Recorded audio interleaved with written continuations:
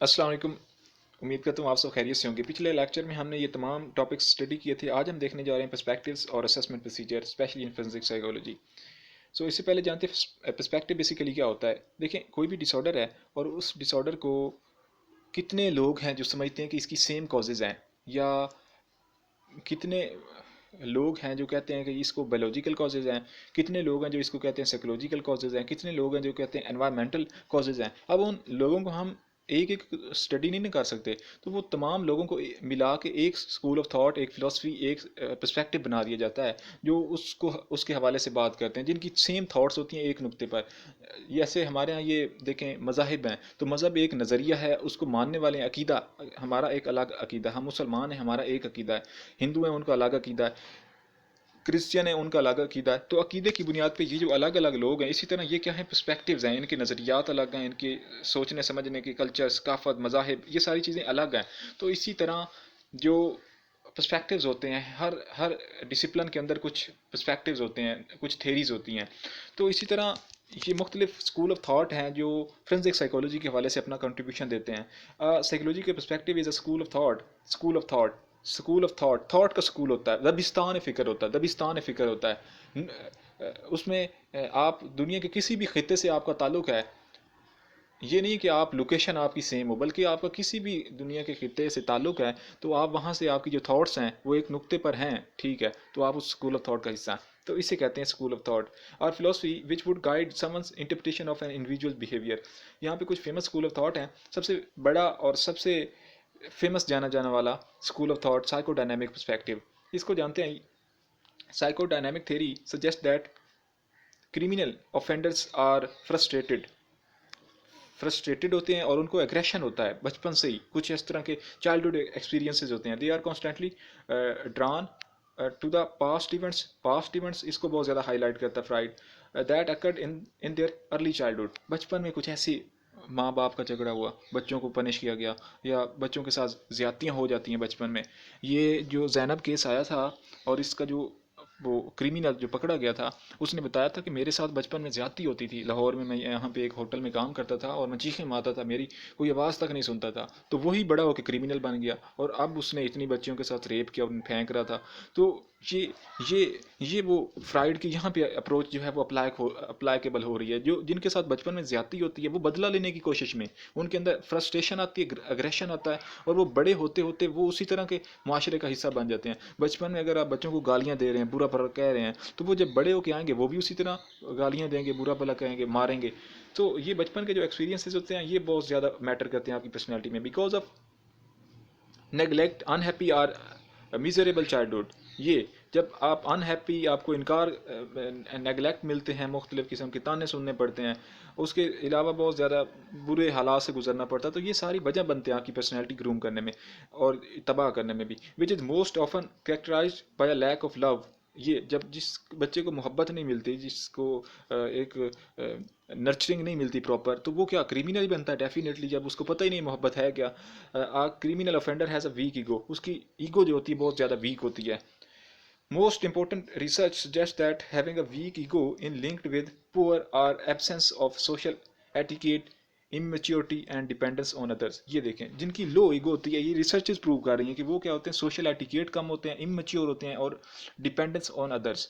Research further suggest that individuals with weak egos may be more likely to engage in drug abuse. जिनकी, ये भी researches बता रही हैं कि जिनकी लो ईगो होती है, वीक ईगो होती है, वो क्या बनते हैं, वो ड्रग अब्यूज़र बनते हैं, नशेई बनते हैं। तो ये फ्राइड की कुछ एक अप्रोच, उसकी जो थ्योरी है उसका एक बहुत फेमस हिस्सा है सेक्शुअल स्टेजेस ऑफ डेवलपमेंट। ये जो डेवलपमेंट होती है उसमें कुछ फिक्सेशंस आती हैं जिससे प्रॉब्लम्स क्रिएट होते हैं। जानते हैं ऑरल स्टेज, ये जब बच्चा पैदा होता है तो उसको जो भी चीज़ नज़र आती है उसको वो मुंह में डाल लेता है। इस स्टेज को वो कहता है सकिंग करता है बच्चा, इन्फेंट्स प्लेयर, और वो प्लेयर गेन करता है उस चीज़ को मुंह में डाल के। दूसरी स्टेज है चाइल्ड एनल स्टेज। इसको ये 1 से लेकर 3 साल तक डिवेल्प होती है। Child player focuses on anus and from elimination. इसमें बच्चा क्या करता है, toilet training, relationship between parents, ये चीज़ें सीखता है। अब इसमें अगर कॉन्फ्लिक्ट आता है, प्रॉपर उसको टॉयलेट ट्रेनिंग नहीं दी जाती या उसके वालिदैन के साथ अच्छी रिलेशनशिप बचपन में नहीं बनते, तो फिर वो क्या बनता है, फिर वो उसमें फिक्सेशन आ जाती है। फिक्सेशन एक ख़ास किस्म का गैप होता है जो स्टेज में फुलफिल नहीं होता, फिर वो अगली स्टेजेस में उनको फिल करने की कोशिश करता है। और ये फिक्सेशन जो है ये अगर उसके साथ लॉन्ग टाइम में चली जाए तो फिर बाद में नुकसान भी पहुंचा सकती है।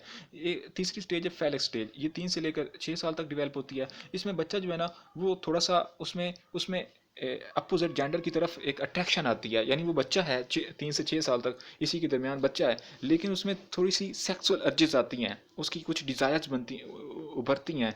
अगर वो लड़की है तो वो अपने बाप की तरफ राग़िब होगी और कोशिश करेगी कि मेरी जो माँ है वो अलग हो जाए और मैं बाप के साथ इस तरह का इंटीमेसी करूँ।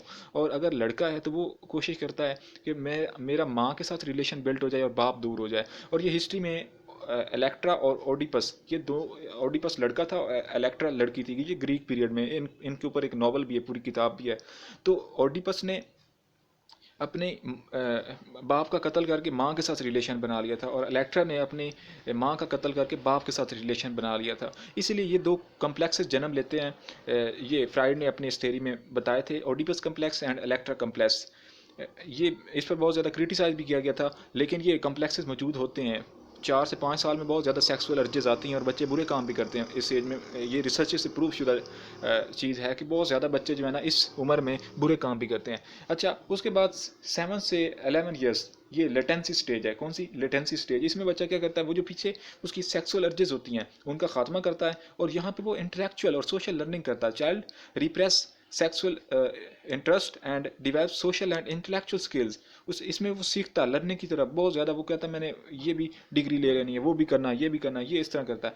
इसके बाद 12 से लेकर ऑनवर्ड जो स्टेज है, इसमें बच्चे की जो वो सेक्सुअल नीड्स थी वो दोबारा से रीअवेक होती हैं और दोबारा से वो रिलेशन बनाने की कोशिश करता है। यंग हो जाते हैं बच्चे, अगर लड़की है तो वो लड़के के साथ एक रिलेशन, एक शादी करना या बॉयफ्रेंड, इस तरह का रिलेशन डिवेल्प। अगर एक लड़का है तो वो गर्लफ्रेंड या शादी करना या किसी ख़ास लड़की के साथ बातें करना, तो इस तरह का एक रिलेशन डेवलप करता है। अब इसमें ये जो स्टेजेस हैं इनमें ख़ास ख़ास किस्म के काम होते हैं। अगर वो नहीं कर पाते तो फिक्सेशन आती है जिससे उनकी पर्सनैलिटी डैमेज हो जाती है। ये जो फ्राइड का स्कूल ऑफ थॉट है वो ये क्लेम करता है। दूसरा व्यू है बिहेवियरिस्ट का व्यू। बिहेवियरिस्ट कहते हैं कि जितनी भी चीज़ें होती हैं वो हम लर्न करते हैं, जितने भी क्रिमिनल क्राइम्स होते हैं वो सारे के सारे बच्चा लर्न करता है, मुआशरे से लर्न करता है। एक्सटर्नल फैक्टर्स बहुत ज़्यादा इन्वॉल्व होते हैं। Behaviourist view crimes as a learn responses to life situations. Bandura suggests that violence and aggression are learned through a process of behavior modeling after three primary sources and family interaction, environmental experiences and mass media। ये family, माहौल और media, ये तीन हैं जिससे बच्चा सीखता है, उनको देख देख के। अब देखें इस दौर में मीडिया की बम्बारमेंट है। आपको पता जो 90 का इरा था, यानी 1991 से लेकर 2000 तक, इसमें इतनी इंडियन मूवीज़ में ये फाइटिंग मूवीज़ आई थी और उससे हमारे यहाँ पे जो क्राइम रेट था वो बढ़ गया। क्यों? हर किसी ने बंदूक रखनी शुरू कर दी, फाइट करना शुरू कर दी, खुद को हीरो समझते थे, उसी तरह के बाल रखने शुरू कर दिए। अब ये जो पबजी आ रही है, पबजी बच्चे सारा दिन खेलते रहते हैं, उससे क्या होता है, उसको वो समझते हैं कि कोई भी मेरे सामने आए तो उसे गोली मार दो, यही सोल्यूशन है। ये बच्चे जब बड़े होंगे तो ये अपने पास बंदूकें, गन, पिस्टल ऐसी चीज़ें रखेंगे और उसका इस्तेमाल करेंगे सोसाइटी में। सो इससे गेमिंग जो है, क्रिमिनल गेमिंग जो है, इससे क्राइम रेट बढ़ता है। तो ये मीडिया की जो बम्बारमेंट है इससे हमें बचना चाहिए और हमें सॉफ्ट मटेरियल प्रोवाइड करना चाहिए। इनका प्रॉपर चेक एंड बैलेंस होना चाहिए। बाकी माहौल में भी बहुत सारे ऐसे हमारे गैंग मिल जाते हैं, जो गैंग होते हैं उनसे आप ख़राब हो जाते हैं। तो फैमिली का यही स्कूल ऑफ थॉट जो फ्राइड का, वो भी यही क्लेम कर रहा है कि जो फैमिली में डिस्टर्बेंस होती है, वालिदैन के दरमियान झगड़े हो रहे हैं, फैमिली में बहन भाई के आपस में झगड़े हो रहे हैं, तो वो भी आपको क्रिमिनल बना देते हैं। Behavioural therapy cures the misconducts or criminals with the application of its bravely social learning therapy positive reinforcement। ये वो कहते हैं सोशल लर्निंग ब्रेवली उनकी सोशल लर्निंग करें और पॉजिटिव रीइंफोर्समेंट दें, जिससे क्या होगा, वो चेंज हो जाएंगे, उनकी बिहेवियर चेंज हो जाएंगे और उनके जो क्राइम्स हैं वो ख़त्म हो जाएं। ये बेसिकली लर्निंग पर काम करता है ये पूरा स्कूल ऑफ थॉट, और चाहता है कि लर्निंग की मदद से ही उनको चेंज कर दिया जाए। ये कॉग्निटिव स्कूल ऑफ थॉट, इसमें प्याजे की थ्योरी बहुत फेमस है। उसने कोग्निशंस के हवाले से काम किया है और वो कहता है कि इस जो बच्चे की स्टेजेस होती हैं उसमें डिवेलपमेंट होती है मुख्तलिफ एरियाज़ में, और उसी में कुछ ऐसी खराबियां भी हो जाती हैं बाज़ औक़ात, जिसकी वजह से बच्चे क्या होते हैं, वो ख़राब हो जाते हैं, ये क्रिमिनल बन जाते हैं। ये पहली स्टेज है सेंसरी मोटर स्टेज, ये 0 से लेकर 2 साल तक होती है। इसमें होता क्या है, डिस्क्रिप्शन क्या है, इसका फंक्शन क्या है।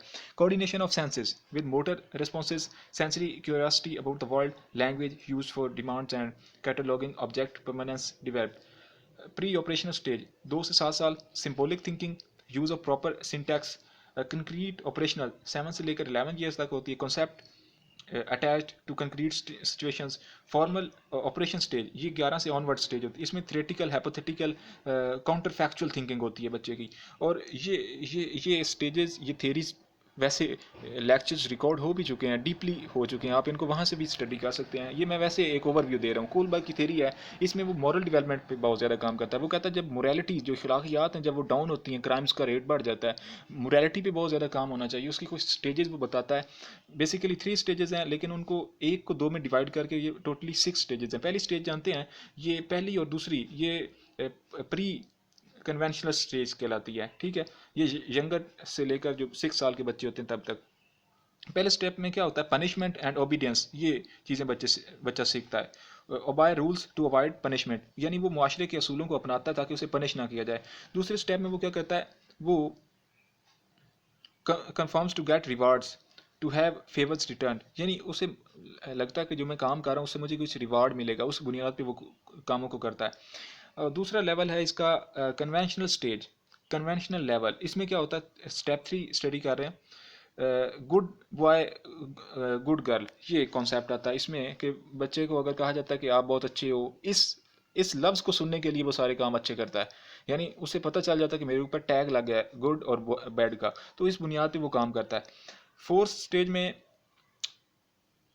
वो जो अथॉरिटीज़ होती हैं, कुछ टीचर्स हैं, पेरेंट्स हैं, इस तरह के जो लोग हैं, उनसे खौफ खाते हुए और उनकी उनकी उनकी जो बातें हैं उनको फॉलो करने की कोशिश करता है। स्टेप 5 ये जो पोस्ट कन्वेंशन स्टेज है, इसमें बच्चा क्या करता है, conforms to maintain communities, emphasise on individual rights, ये इंडिविजुअल राइट्स को बहुत ज़्यादा हाईलाइट करता है स्टेज 5 में। और स्टेज 6 में उसके अपने राइट्स बन चुके होते हैं, अपने प्रिंसिपल बन चुके होते हैं। वो चाहता है कि ये जो अमीर लोग हैं, इनके पास ज़्यादा पैसा है और इनका पैसा चोरी करके अगर गरीबों पे लगा दिया जाए तो ये कोई बुरी बात नहीं है, लेकिन ये क्राइम है, लेकिन वो करने की कोशिश करता है। बेसिकली ये जो कोलबर्ग था, इसने अपनी बीवी को बचाने के लिए एक हकीम की दवाई चुरा ली थी और अपनी बीवी को आकर दे दी थी। वो चुराई इसलिए इसने थी क्योंकि वो उसकी बीवी मर रही थी और हकीम के पास गया, इसके पास पैसे नहीं थे, उसने उधार भी मांगा लेकिन उसने नहीं दिया, तो फिर उसने वो दवाई चोरी करके, तो इसके अकॉर्डिंग ये काम ठीक है। बाज़ औक़ात ऐसी सिचुएशन आ जाती है, कुछ काम करने ज़रूरी होते हैं, उनमें नफ़ा नुकसान नहीं देखा जाता। तो मॉरल रूल्स को भी बाज़ औक़ात इंसान को साइड पे रखते हुए किसी की जान बचानी चाहिए, तो इस पर बेसिकली ये फोकस करती है। और इससे फिर इंसान क्रिमिनल भी बन जाते हैं बाज़ औक़ात। ये फोरेंसिक साइकोलॉजी में इस तरह इनको लेकर चलते हैं ये अप्रोचेस। आज उम्मीद करता हूँ आप सबके लिए काफ़ी हेल्पफुल रही होंगी। Finally thanks.